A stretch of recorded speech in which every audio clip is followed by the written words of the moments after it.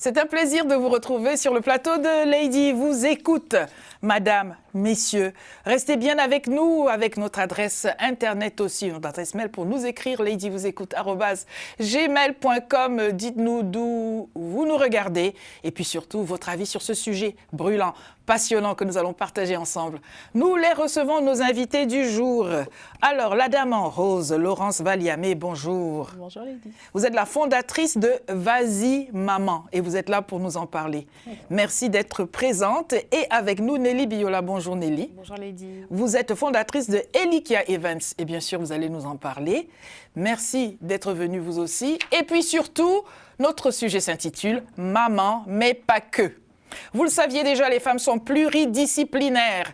Quelqu'un disait, un médecin précisément, que chaque fois qu'une femme a un enfant, il lui pousse de nouveau une paire de bras. Est-ce que c'est vrai? Est-ce que c'est faux? Ce que nous savons, c'est qu'elle peut faire tant et tant de choses que partout, désormais, on entend émerger la jante féminine. Est-ce que c'est bien? Est-ce que c'est moins bien? C'est de cela dont nous allons parler et surtout comment.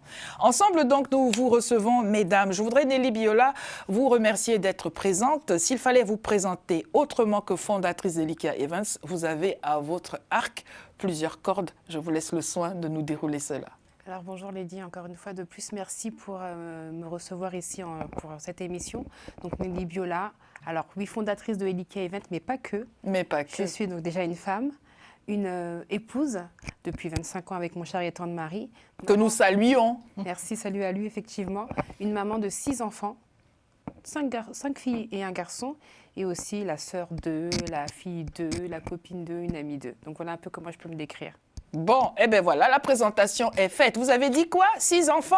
Exactement, 6 Qui enfants. dit mieux? Alors moi je suis Laurence Valiamé. Également je suis une épouse depuis à peu près 22 ans maintenant. Je suis donc mariée avec, j'aime bien dire, mon âme sœur parce que voilà, c'est vraiment quelqu'un qui m'apporte beaucoup. D'ailleurs c'est pour ça que nous sommes entre autres pourquoi nous sommes toujours là. Et également nous avons 8 merveilleux enfants ensemble, donc 4 filles et 4 garçons, et qui font notre joie et qui occupent bien aussi nos journées, nos agendas. Mais bien évidemment, je ne suis pas qu'une maman puisque je suis ici aujourd'hui. Vous l'avez compris. Si vous avez 2 enfants déjà et que vous ne savez plus faire la différence entre votre main gauche et votre main droite, restez avec nous, nous allons en apprendre des bien bonnes. Et nous saluons Monsieur Valiamé, votre âme, vous avez dit sœur, votre âme frère. Nous le saluons. Merci à vous d'être là, je me répète sans cesse. J'ai envie que nous puissions parler de ce maman, mais pas que. Parce que, vous le savez très bien, le fait d'être maman, c'est prenant. C'est le moins que l'on puisse dire. Cependant, il y a la place pour faire bien des choses encore et c'est ce que l'une et l'autre vous avez commencé à faire et que vous vous encouragez d'aucune parce que voilà votre point, votre dénominateur commun, vous encouragez les autres mamans à faire autant sinon plus. Je vous laisse parler, Laurence. Oui, exactement. C'est vrai que dans nos parcours, en tout cas moi dans le mien, j'ai eu à rester à la maison pendant un certain nombre de temps pour élever mes enfants, plus de 10 ans. Et c'est vrai que j'ai eu des moments de doute concernant ma vie de femme, qu'est-ce que je pouvais faire en étant hors de la maison, parce que finalement quand on reste tout le temps à s'occuper des enfants, changer les couches, etc., on a l'impression à un moment qu'on ne sait dire que petit pot et couche et que même le monde n'attend pas mieux ni plus de nous. Oui. Et on peut se sentir seul parfois. Avec 8 enfants, comment se sent-on seul? On peut se sentir seul, oui, parce que nos enfants, on est là pour eux, on est là pour les accompagner, mais soi-même, on peut avoir besoin aussi des questionnements, on peut avoir des questionnements, avoir besoin aussi d'être soutenu et tout simplement d'avoir aussi un œil extérieur pour nous aider à entrevoir des situations différemment et à prendre parfois de la hauteur aussi. Je vous laisse parler. 6 enfants, vous disiez quand vous étiez petite fille, quand je serai grande, je serai maman, j'aurai 6 enfants, ou c'est la vie qui vous l'a dit? Non, c'est la vie qui me l'a dit. Oui. Je ne partais pas sur 6 enfants du tout, j'étais plutôt sur 2 enfants une fille et un garçon. Et finalement, Le ça choix a été du roi. multiplié par 3. Mais c'est très bien comme ça. Donc, je suis contente de les avoir, mais je ne suis pas que maman. Alors, ça, au départ, c'était pas évident quand je les ai eus au fur et à mesure, parce que les miens, en plus, je les ai eus de façon rapprochée, en tout cas pour les premiers. Et c'est vrai que ça a envahi comme ça d'un coup et ça bouleverse toute une vie. Et moi, une chose en plus, c'est que je les ai eus très tôt. Donc, je les ai eus ma première à 22 ans. Donc, je me rappelle toujours que ce que je disais quand je l'ai eu, c'est que je suis un enfant qui a eu un enfant. Donc, c'est vrai que c'était pas évident au départ, mais au final, j'ai réussi par la force des choses, à essayer de pouvoir gérer au quotidien et puis comment ça se présentait. Donc, Et c'est comme ça que vous êtes rentré, j'allais dire néanmoins. Vous êtes cependant rentré dans votre vie active, professionnelle, et donc vous êtes rentré dans la finance. je suis rentrée dans la finance. Alors pourquoi la finance? C'est parce que je voulais découvrir ce que c'était. J'avais beaucoup d'a priori, des préjugés sur ce domaine-là. Que pensiez-vous que ce domaine était? Alors après, j'avais une vision aussi qui était bridée parce que je voyais que le côté banque de détail. Donc que des personnes qui viennent pour prendre nos sous, qui sont toujours là à longueur de journée à récupérer. Et je voulais voir en fait s'il y avait autre chose que ça. Donc j'ai eu l'opportunité d'entrer dans la banque de finance d'investissement. Et là, agréablement surprise, je me suis rendu compte qu'on faisait autre chose que le conseiller qu'on peut voir dans une agence lambda dans une ville. Et j'ai beaucoup apprécié, si bien que j'y suis restée 15 ans. Mais ces 15 années justement de salariat ont fait que moi, je n'ai pas pu m'occuper en tout cas des plus grands. Parce que j'étais beaucoup affairée de par mes responsabilités, ce qu'il y avait à faire sur place. Donc j'ai beaucoup été occupée, prise par ça. Et à un moment, je me suis dit, Nelly, travailler c'est bien, mais penser à soi et à ses enfants, c'est mieux. Donc, Il va falloir vous entendre, mesdames, parce que dans une vidéo que l'on verra tout à l'heure, Laurence Valiamé, d'ailleurs, on va regarder votre vidéo où vous expliquez donc aux mamans et aux papas, à tous ceux qui nous regardent, un certain nombre de choses. On regarde cette vidéo et puis on revient sur ce que vous allez rajouter en plus. On regarde ceci ensemble. Je le sais, tu veux transmettre le meilleur à tes enfants. Mais, juste une question, as-tu pensé à écrire ta vision parentale? Je t'explique. Ta vision parentale parle du parent que tu as envie d'être, de ce que tu as envie de transmettre à tes enfants et parfois des croyances limitantes sur lesquelles tu dois travailler en tant que parent. Aujourd'hui, je te donne 3 pistes. 1. Réfléchis, écris les valeurs que tu as envie de transmettre à tes enfants. La foi, la loyauté, la bienveillance. Un exemple concret, l'authenticité. Tu souhaites que tes enfants le soient avec toi. Eh bien, commence par toi-même leur montrer l'exemple en faisant ce que tu dis, en tenant parole et en étant vrai. Numéro 3, donne 3 adjectifs pour qualifier ta vision de la parentalité. Challengeante, extraordinaire, épuisante. Tous ces mots ont du sens dans ton quotidien, eh bien note-les et ensuite tu vas pouvoir travailler sur les croyances qui y sont attachées. Si tu veux en savoir plus, rendez-vous juste en dessous de cette vidéo ou directement sur ma page Vas-y maman, abonne-toi. Merci donc de nous avoir encouragés en tant que maman. Vous rappelez qu'il n'y a pas que le fait d'être maman, il y a une manière de pouvoir l'être. Il n'y en a pas qu'une seule d'ailleurs, il y a plusieurs manières de pouvoir l'être. Comment réagissez-vous à ce que vous venez d'entendre, le parcours de Nelly qui nous disait les 2 grands, je n'ai pas eu l'occasion parce que ma carrière faisait que.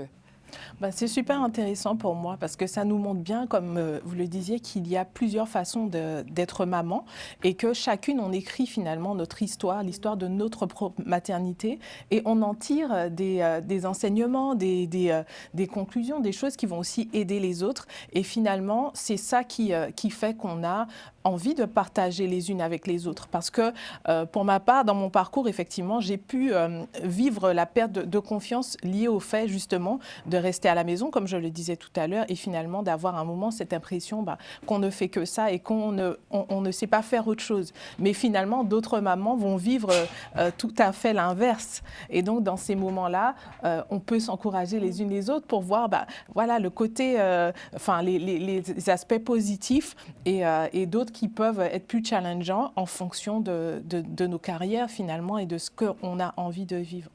J'ai un don particulier, c'est d'entendre ce que les téléspectateurs pensent.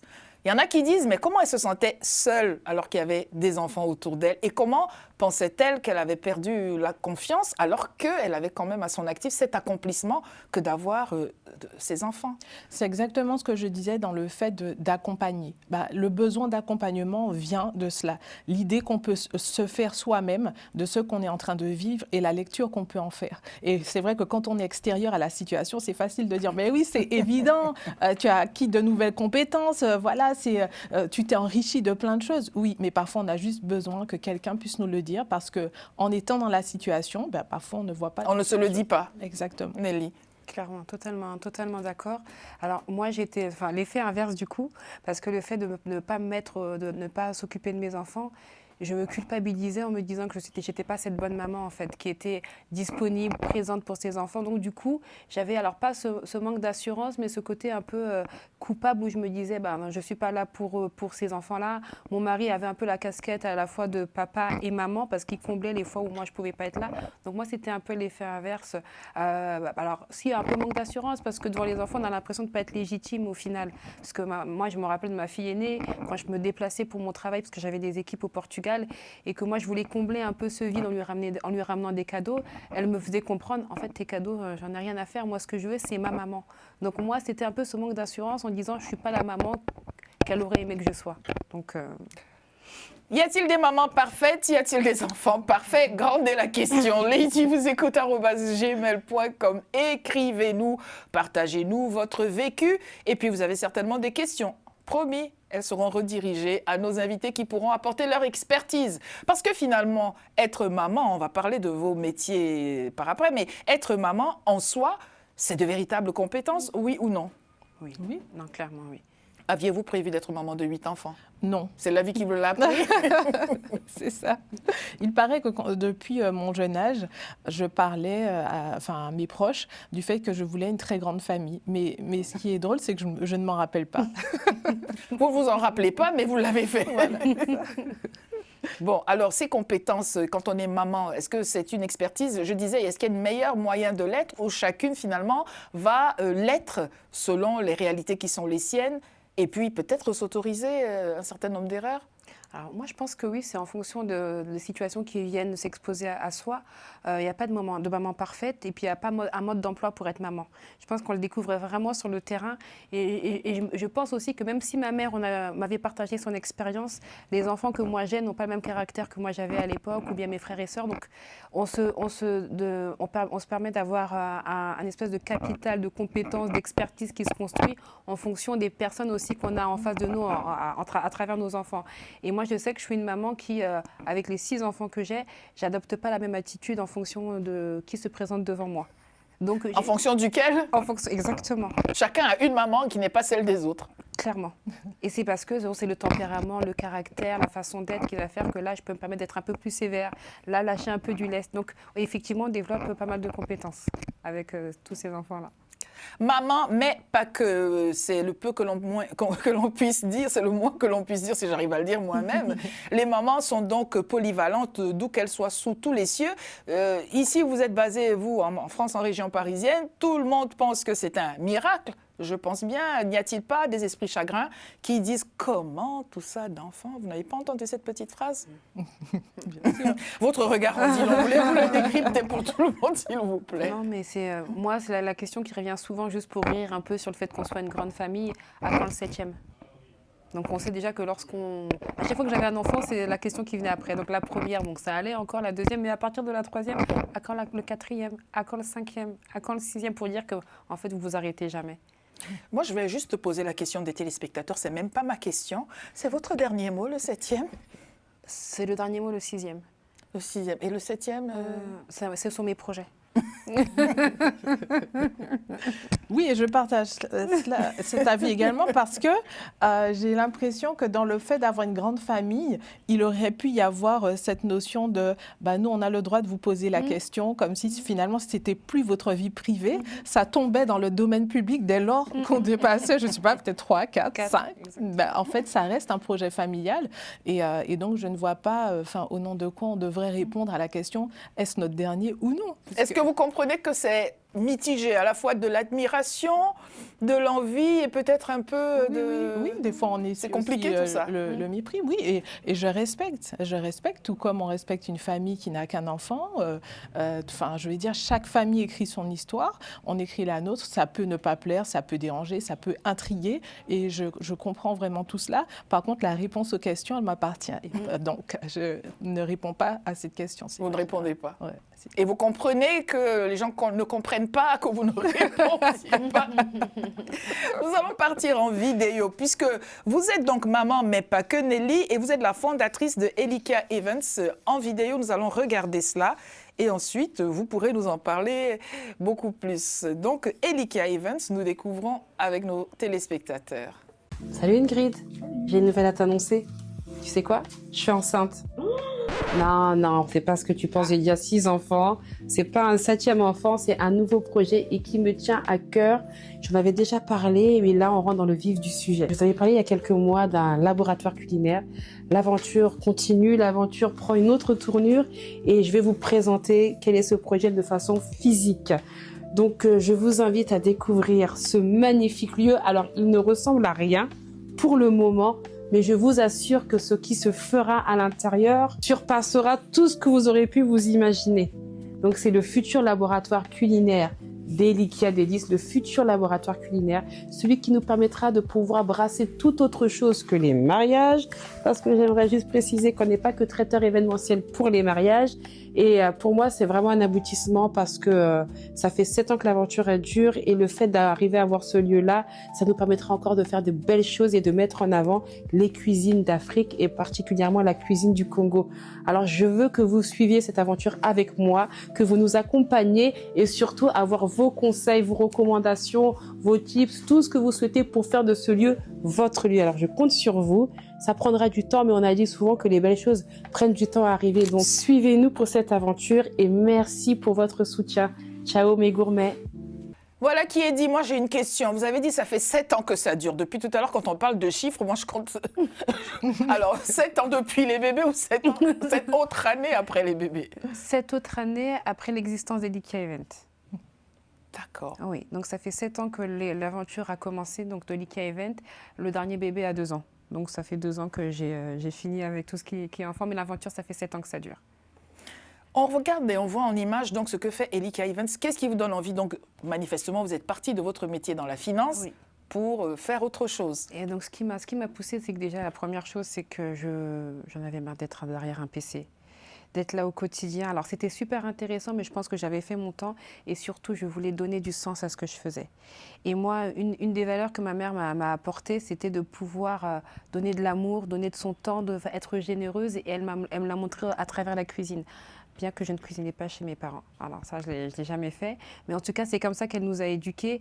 Et c'est vrai que j'avais toujours dit qu'à un moment dans ma carrière, je ne sais pas comment cela serait arrivé, mais j'allais faire ce virage à 90 degrés. Ça, c'était prévu en tout cas. Est-ce que autour de vous, tout le monde a compris? Parents, amis et connaissances? Alors, parents, non, parce que mon père, lui, n'a pas compris. Pourquoi? Parce que c'est un peu cette ancienne école où les enfants ont fait certaines études, ils doivent travailler à jusqu'à la retraite en finance. Voilà, exactement. Donc, mon père, lui, il n'a pas du tout compris et je me rappellerai toujours de cette phrase mythique qu'il m'a sortie. Tu vas servir du saka à des Congolais alors que tu sors de la finance, donc je me rappellerai toujours de cette phrase-là. Mes sœurs, généralement, mes sœurs, ma fratrie me soutiennent pas mal. Donc, ils sont toujours là pour moi, même s'ils ne comprennent pas, ils disent, bon, elle sait où elle va, c'est l'essentiel.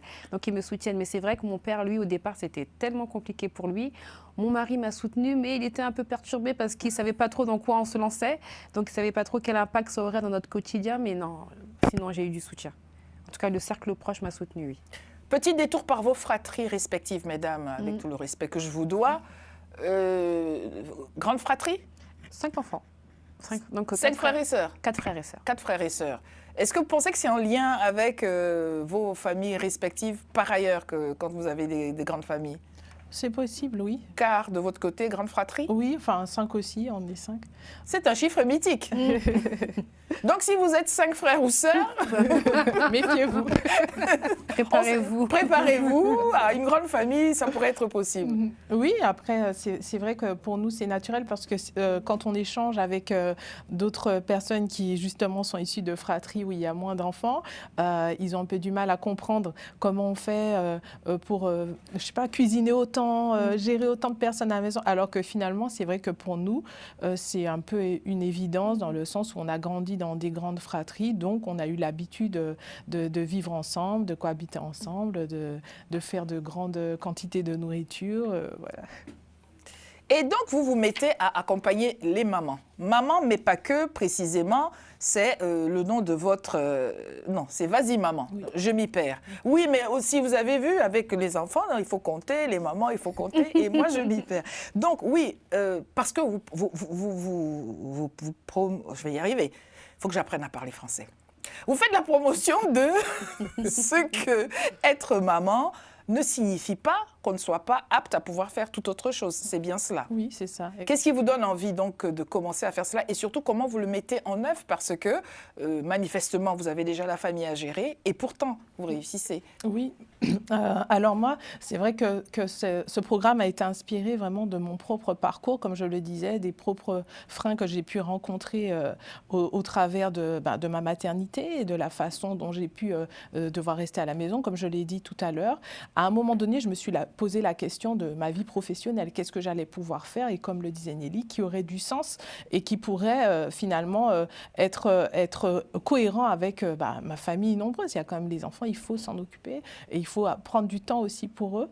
Et c'est à ce moment-là donc que j'ai eu envie d'accompagner parce que j'ai été moi-même accompagnée sur le volet professionnel et qu'à ce moment-là, je me suis dit, tiens, il y a quelque chose à faire, mais spécifiquement peut-être pour les femmes comme moi qui peuvent rencontrer certaines problématiques. Et c'est vrai qu'au moment en plus où j'étais en congé parental, il n'y avait pas encore les réseaux sociaux où on pouvait aller entendre des conseils ou voir qu'on vit des choses similaires à d'autres femmes. On n'avait pas encore accès à un certain nombre de formations à distance comme ça peut être le cas maintenant. Et c'est vrai que j'ai eu envie aussi que les femmes puissent avoir conscience qu'il y a la possibilité de faire des choses, mais on a juste besoin parfois de recevoir, comme je le disais, une parole, un encouragement ou juste une parole qui va vous booster pour vous dire en fait oui, moi aussi je peux le faire, mais finalement je peux le faire. Alors, il y a la parole qui peut vous booster, mais il y a la parole aussi qui peut faire mal. Vous en avez entendu beaucoup des paroles lorsque vous avez dit « j'ai tout ça d'enfant, mais je vais pouvoir m'accomplir professionnellement ». Est-ce qu'il y a des voix qui vous ont dit autre chose? Qu'est-ce qui vous a le plus marqué? Oui, il y a beaucoup de voix qui vous laissent penser. Déjà, vous n'êtes pas attendu. C'est bien, mais tu fais déjà beaucoup, tu t'occupes de tes enfants, c'est bien. Tu peux rester encore chez toi et finalement, ça aussi peut emmener dans quelque chose. C'est pas toujours des paroles qui sont intentionnellement malveillantes, si je puis dire. C'est des paroles... limitantes, peut-être. Voilà, c'est ça, qui sont limitantes finalement et qui peut nous renvoyer en disant « oui, c'est vrai, pourquoi j'essaie de m'ouvrir à autre chose? Finalement, je fais déjà bien ce que je fais en étant avec mes enfants. » Donc oui, ce sont des paroles qui marquent et qui peuvent effectivement à certains moments conforter dans une position qui peut enfermer aussi. Parce que, et comme j'aime souvent le dire, avant d'être une maman, j'étais une femme et je suis donc toujours une femme. Et donc l'un ne vient pas neutraliser l'autre en fait, au contraire. L'un n'empêche pas l'autre. Non. C'est bien dit, avant d'être maman, j'étais déjà une femme, nous dit Laurence Valiamé, et même si j'ai mes enfants, je suis encore une femme, et même si je fais autre chose, je suis toujours une femme. Et donc, être une femme, aujourd'hui, pour vous, c'est quoi? Je veux dire, pas seulement vous, toutes les deux, chacune, mais dans un environnement où il y a de tout. Alors pour moi, être une femme aujourd'hui dans cet environnement-là, c'est celle qui en fait se donne les moyens de pouvoir le faire, de ne pas se laisser limiter parce que les autres pourraient lui dire ou bien lui dicter ou encore lui dire non ça tu peux mais ça tu ne peux pas. C'est vraiment arriver à se dire est-ce que je m'en sens capable? Et si je me sens capable, est-ce que je pourrais arriver à gérer tout ce qui se présente à moi? Et effectivement, si c'est le cas, de ne pas se limiter, de ne pas laisser aussi les autres nous limiter et puis de se lancer.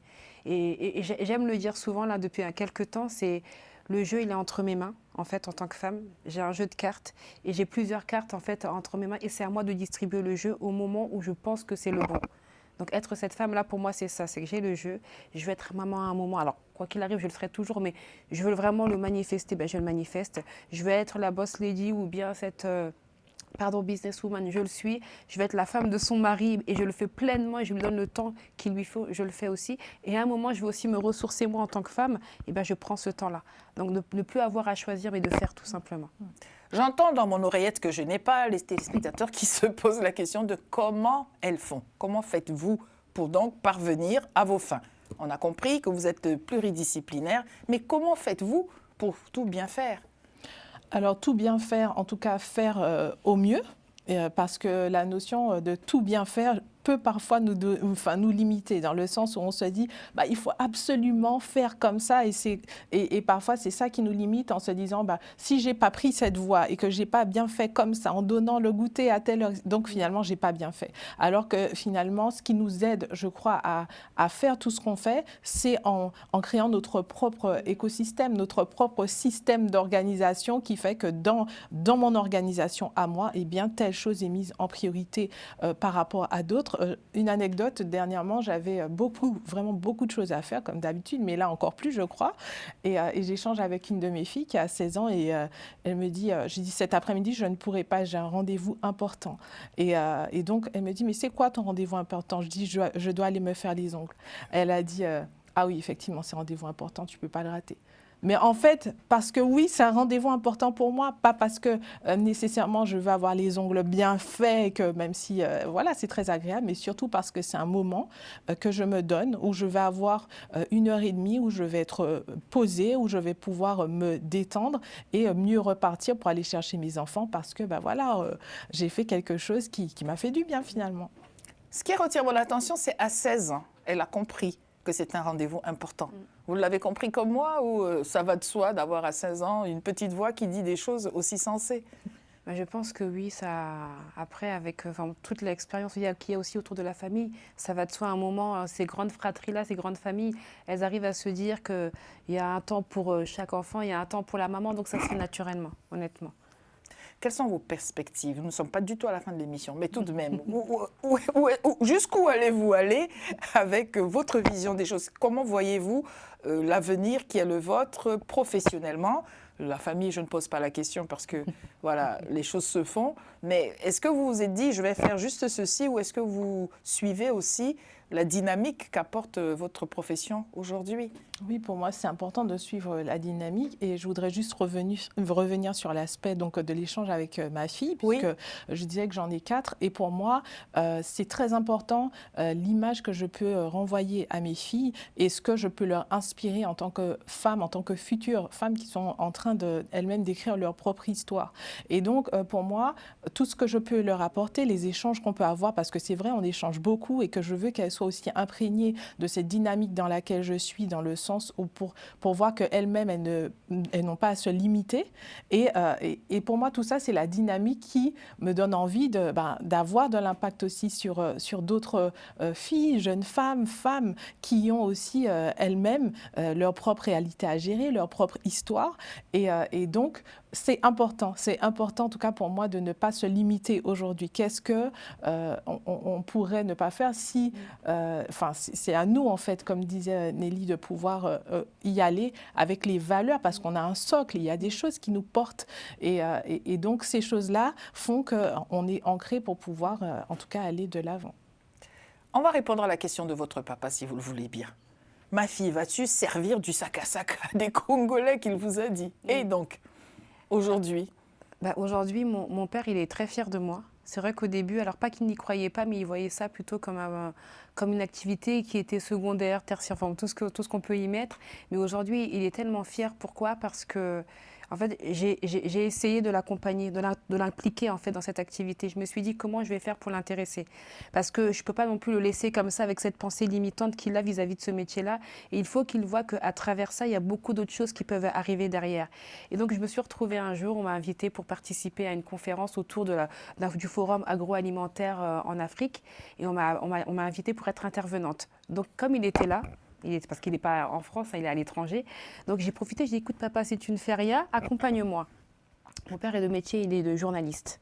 Donc il m'accompagne. Et là, donc, on appelle mon nom et mon prénom pour me dire, vous pouvez maintenant venir pour votre intervention. Et j'interviens. Et puis bon, vous savez, quand vous avez un papa journaliste qui passe son temps à corriger tout, de A à Z. Donc en même temps, je m'exprimais, j'étais très à l'aise, mais en même temps, je voyais ce regard qui me regardait pour juste surveiller si tout ce que je disais était cohérent, s'il y avait un fil conducteur. Et finalement, j'ai vu le regard de quelqu'un qui était crispé au départ s'ouvrir de plus en plus, se dire, mais en fait, cette fille... C'est moi qui l'ai faite. Voilà, exactement, c'est moi qui l'ai faite. Et elle est partie de cette vocation pour la restauration à finalement se trouver devant un parterre d'une centaine de personnes et à parler de l'agroalimentaire en Afrique. Et là, je me suis dit, c'est là que les choses ont changé. Et je parle de ça, c'était en 2022, j'ai créé en 2018. Donc ça s'est pas fait. Il a fallu attendre. Donc j'ai dû l'impliquer. Et donc ce sac à sac, parce que je ne lâche pas l'affaire. Non, moi. le sac à sac, non, il est toujours servi, mais maintenant plus de la même manière. Maintenant, je suis plutôt dans une manière de pouvoir le présenter, pas comme il le connaît, mais de façon un peu plus gastronomique, élaborée, pour qu'il se rende compte qu'on peut faire de belles choses avec les produits de chez nous. Il est le meilleur client ou le meilleur consommateur aujourd'hui? Meilleur consommateur. Que vous disent les femmes que vous accompagnez? Comment les accompagnez-vous? Comment vous les rencontrez? Est-ce que c'est la magie des réseaux sociaux que vous avez évoqué, qu'il n'y avait pas à une certaine époque? Comment est-ce que vous avez pu accomplir, ou pas accomplir, mais mettre en œuvre ce que vous vouliez accomplir? C'est déjà, effectivement, les réseaux sociaux, ça aide beaucoup, hein, qu'on se le dise. C'est vrai que ça offre une visibilité.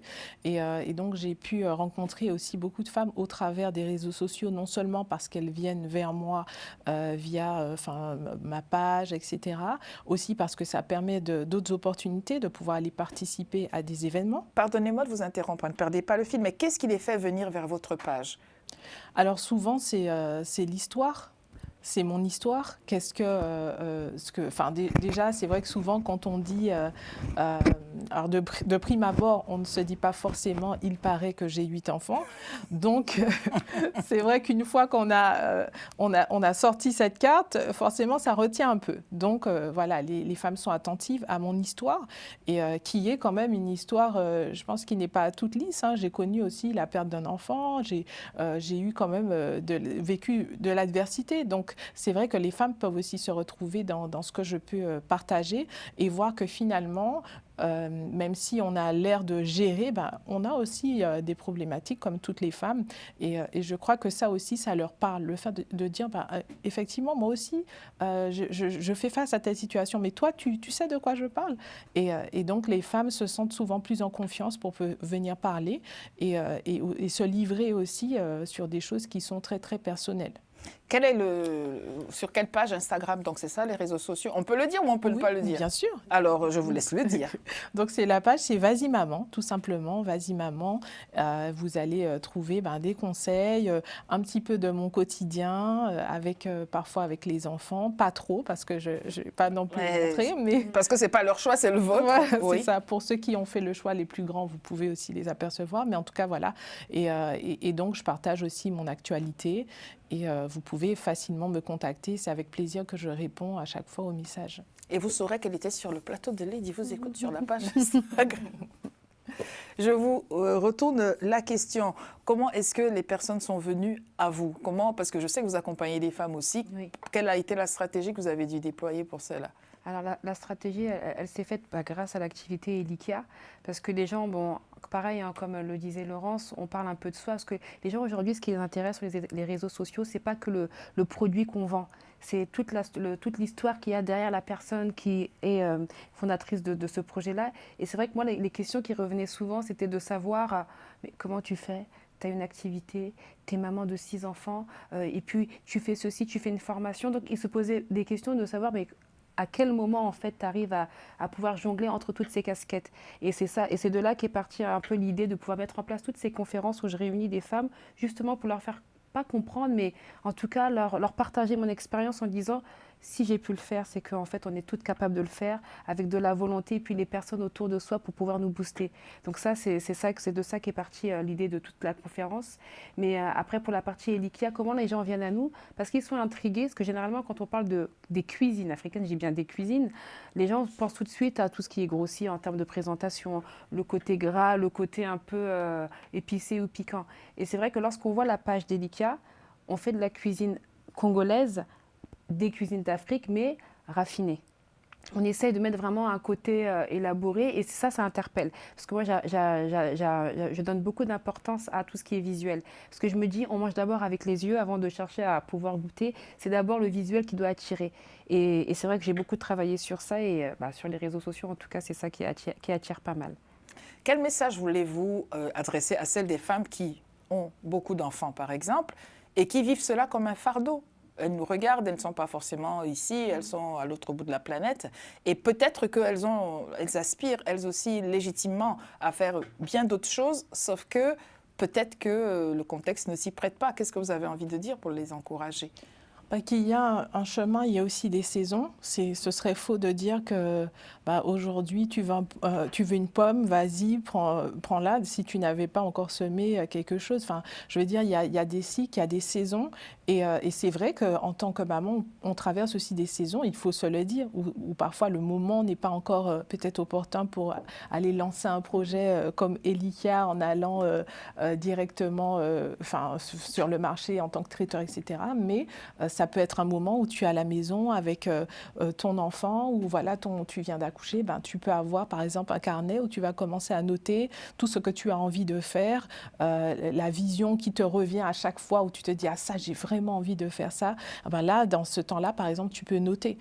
Si tu es dans un autre temps qui est plus propice, commencer à regarder mais comment je pourrais m'organiser en faisant, garder tel enfant, etc. Donc, c'est vraiment encourager déjà aujourd'hui avec ce que j'ai, qu'est-ce que je pourrais déjà faire comme première petite action qui va me permettre d'aller vers mon objectif. Parce que finalement, pour arriver à son objectif, il y a toujours des étapes.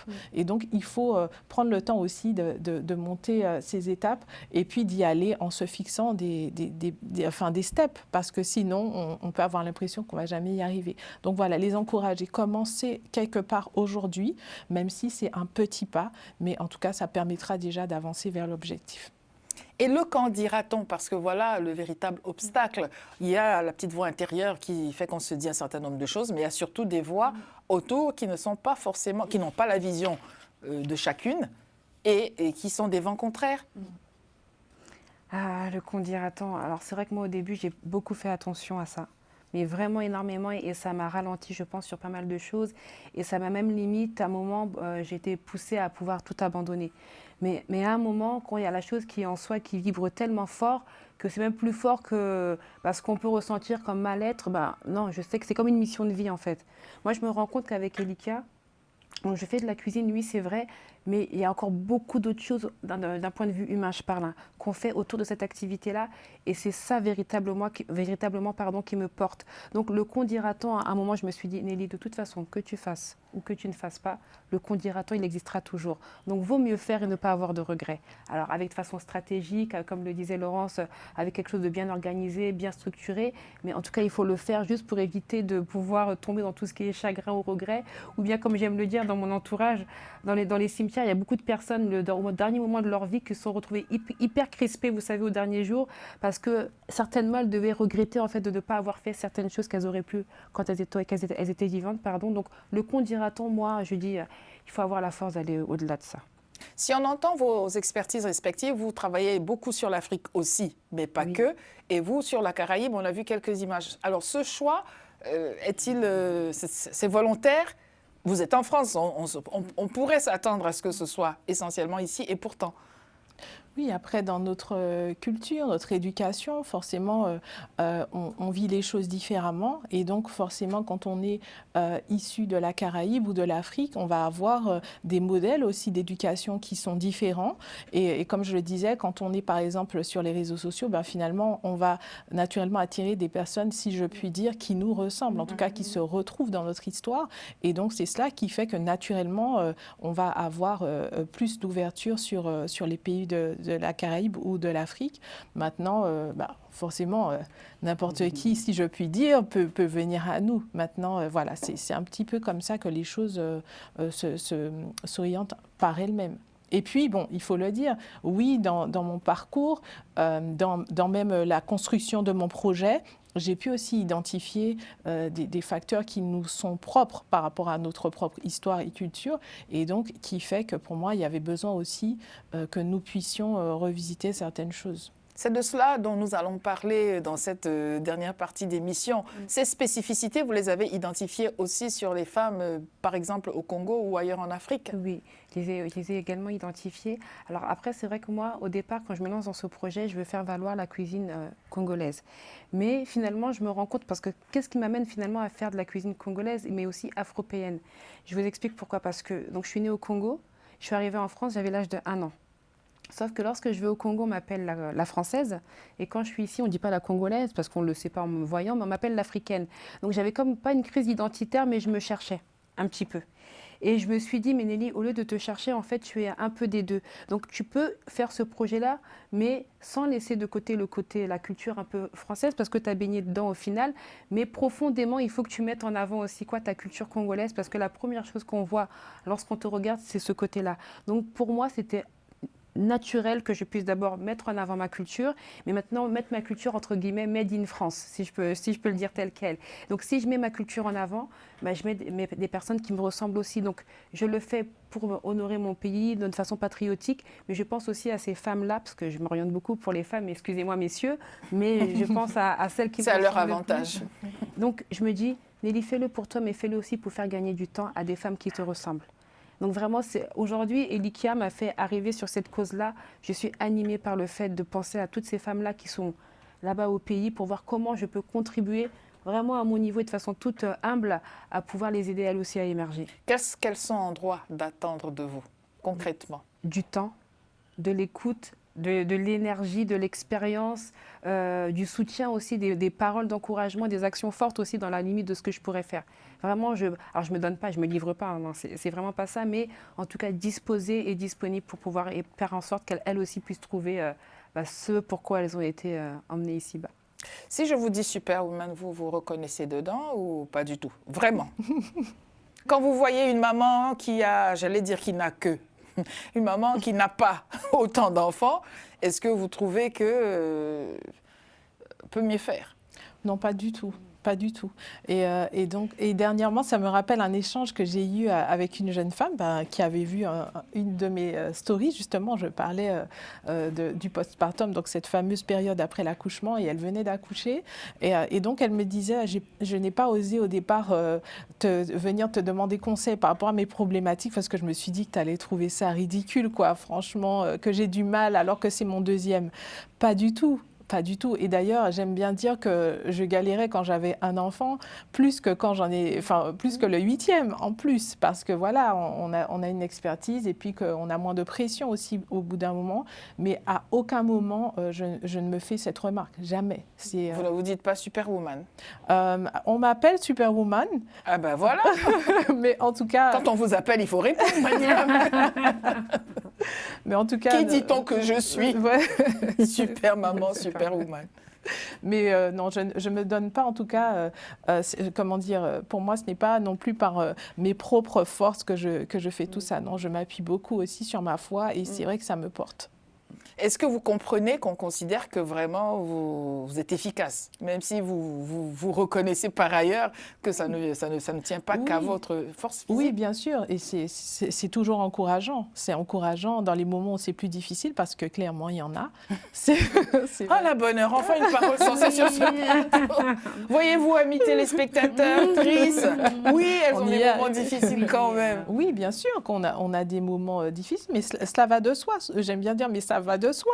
On est des mamans, enfin, je vais dire, on a vécu, et même, on est des mamans, même, il y a des femmes qui ne sont pas mamans, qui connaissent l'adversité, qui savent que c'est difficile. Pour moi, ce n'est pas, voilà, c'est quelque chose dans notre parcours, ça n'enlève rien aux autres femmes, y compris à celles qui n'ont pas d'enfants. Enfin, je vais dire, chacune, comme je disais, on a nos spécificités et on est là surtout pour se soutenir, peu importe. À aucun moment se dire que non, mais toi, avec ça seulement, non, pas du tout.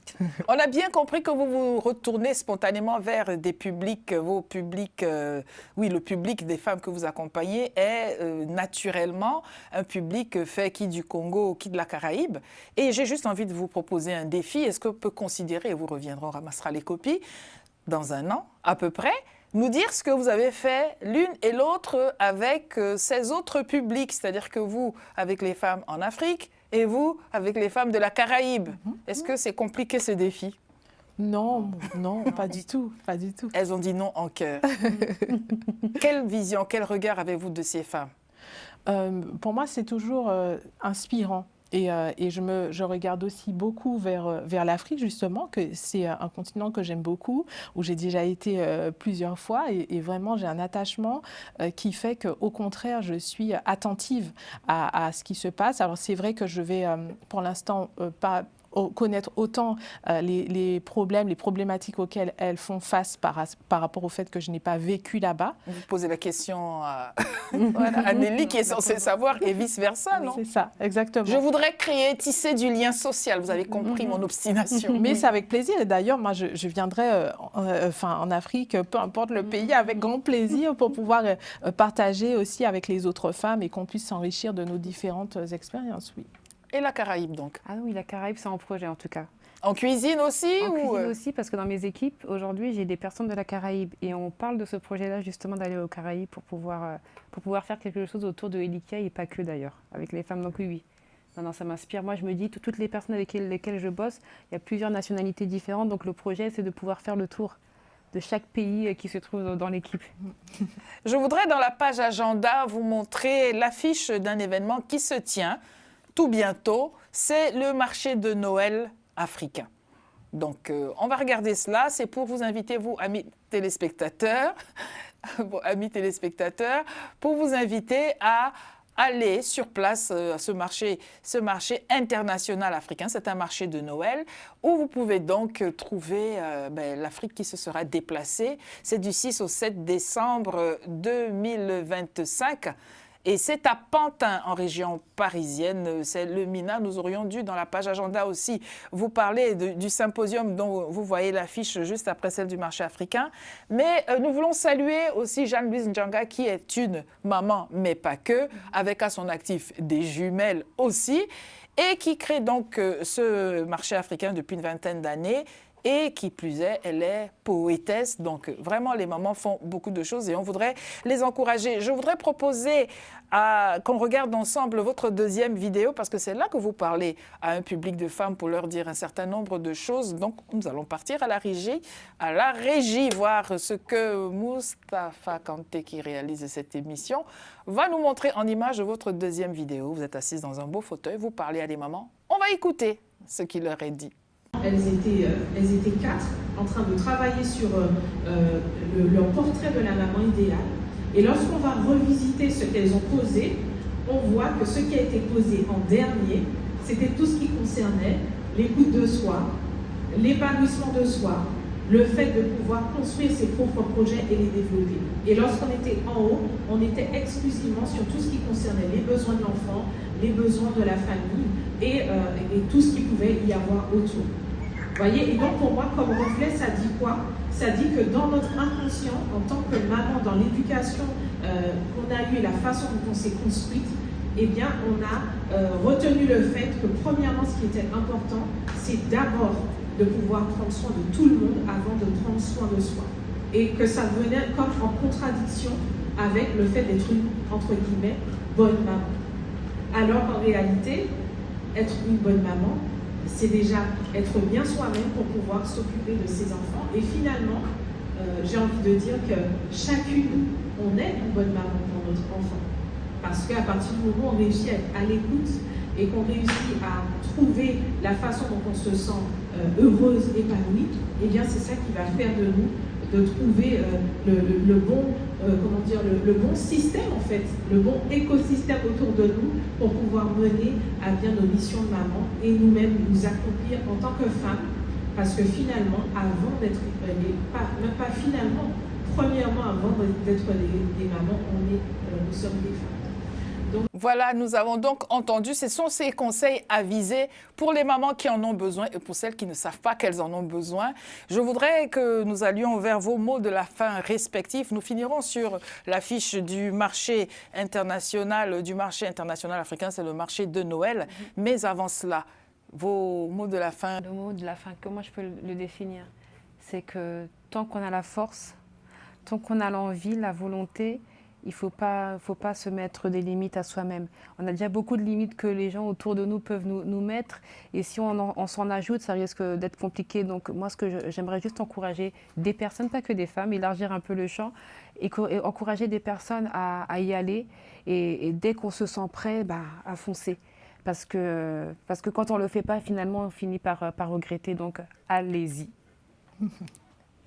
Oui, ben moi aussi, pareil, juste comme je l'ai dit plusieurs fois, se dire que chacune on écrit une histoire et que parfois elle ne ressemble pas à celle des autres et qu'il faut aussi savoir s'autoriser à aller soi-même peut-être construire quelque chose. Peut-être que tu ne vois pas d'autres le faire, tu veux le faire et tu te dis mais si personne ne l'a fait donc moi je ne peux pas le faire. Ben si, c'est parce que personne ne l'a fait que c'est à ton tour de le faire.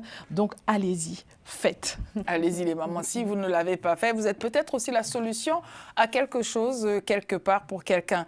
Rendez-vous donc dans notre programme prochain avec, j'en parlais tout à l'heure, Jeanne-Louise Djanga qui organise le marché de Noël, dont vous voyez l'affiche, le marché international africain. C'est un marché de Noël, c'est à Pantin les 6 et 7 décembre. Rendez-vous dans notre programme prochain et à très bientôt. Au revoir.